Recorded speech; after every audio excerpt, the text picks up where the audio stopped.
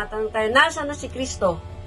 Nasa puso. Pag sinabing nasa puso, ibig sabihin, maganda ang kondisyon ng puso mo. Pag sinabing maganda ang kondisyon ng puso mo, ibig sabihin, ikaw ay nagpapatawad at humihingi ng tawad. Nagpapatawad kanino? Siyempre, doon sa mga taong nagbigay sa iyo ng pasakit. Yung mga taong nagbigay sa iyo ng sama ng loob, hinanakit. At doon naman sa ikaw naman ay humingi ng tawad doon sa taong ginawa mo ng hindi mabuti. Tama ba? Kaya nga sabi ko nga ako, praise the Lord, no? Dahil nung tinanggap ko siya bilang Panginoon, doon ko nag-umpisa. Kaya nga sabi ko, yung pakikipag-ugnayan sa Diyos, unti-unti, no? Nakamit ko na yung inner healing sa puso ko. Nung nagbigay sa akin ng sama ng loob, pinatawad ko na. Yung ninang ko na nagbigay sa akin ng 5 piso, sa kapatid ko, pati nagtrabi ng peraso, patawad ko. Ganun din sa ginawa ko ng kalokohan, humingi po ako ng tawad. Buti na lang buhay pa siya.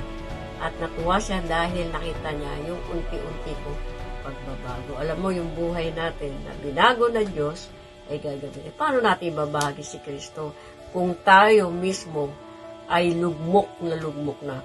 Kung tayo mismo ay wala pa rin kalayaan. Wala pa rin, hindi pa rin tayo magaling.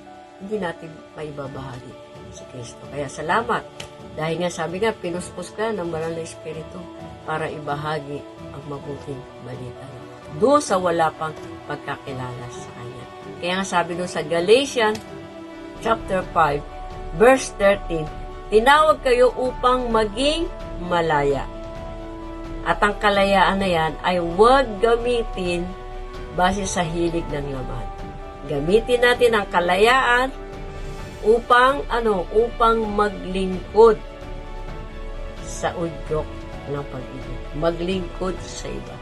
Kaya praise the Lord sa buhay ng malaya.